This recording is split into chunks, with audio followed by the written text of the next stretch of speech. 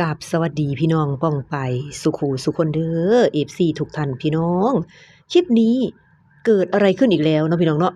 ล่าสุดดราม่าเดือดสนั่นพี่น้องล่าสุดทางบอสบิ๊กได้โพสต์ถึงสิ่งนี้จากที่ก่อนหน้าเนาะพี่น้องเนาะทางป้าแจ๋วได้โชว์หลักฐานในส่วนของคลิปวิดีโอกล้องวงจรปิดนั่นเอง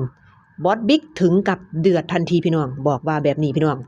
เพิ่นกับโพสต์ล่าสุดเลยพี่น้องบอกว่าพื้นที่ส่วนตัวฉันอยู่ไหนทำไมถึงเอาคลิปวงจรนอกรั้วบ้านตอนฉันไปรับลูกเผยแพร่สู่สาธารณะว่าซั่นว่าพี่น้องเพิ่นก็เลยบอกว่าอันนี้ขายขำหรือขายโง่ว่าซั่นว่ามันดูตลกนะแต่ก็ดูพยายามดีว่าซั่นว่าพี่น้องปาดบอสบิ๊กฟาดเดือดทันทีพี่น้องหลังจากนั้นเนาะพี่น้องเนาะทาง FC เข้ามาพูดถึงเรื่องนี้กันสนั่นบอกว่ามันคิดว่ามันเก่งติว่าซั่นว่า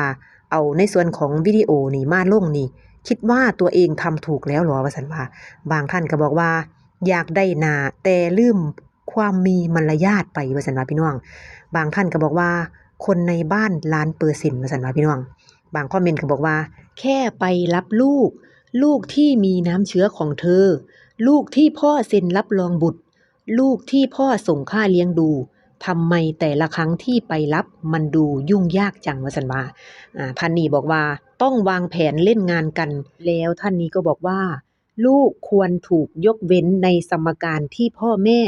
ขัดแย้งกันว่าซั่นว่าอายุปูนนี้แล้วทำไมถึงคิดไม่ได้ว่าซั่นว่าพี่น้องบางคอมเมนต์ก็บอกว่าคงคิดว่าเอาหลักฐานมาโชว์แล้วทัวร์จะลงฝั่งพ่อหรือเปล่าว่าซั่นว่าแต่หารู้ไม่สิ่งที่ตนทำนั้นว่าซั่นว่ามันเอิ้นคนบ่ได้หนังสือว่าซั่นว่าพี่น้องบางท่านก็บอกว่าเกินไปจริงๆสุดคำบรรยายจริงๆว่าซั่นว่าแค่เรื่องที่เขาไปรับลูกกินข้าวก็เอามาลงให้คนเห็นว่าซั่นว่าพี่น้องนั่นล่ะพี่น้องจากเหตุที่ทาง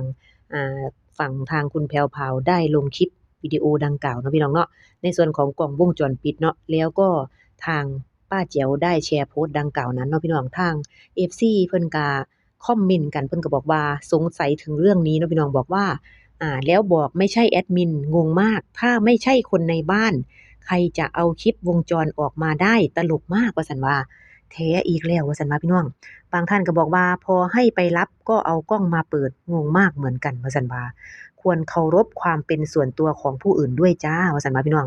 ทาง FC หลายคนหลายท่านเนาะพี่น้องเนาะไม่พอใจสิ่งนี้เนาะพี่น้อง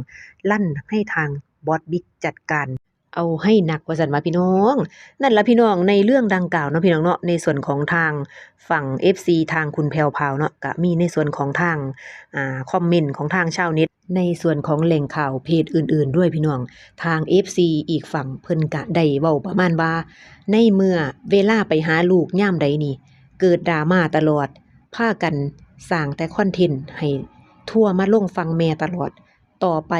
ไม่ต้องให้มาหาลูกเลยดีกว่าว่าซั่นว่าพี่น้อง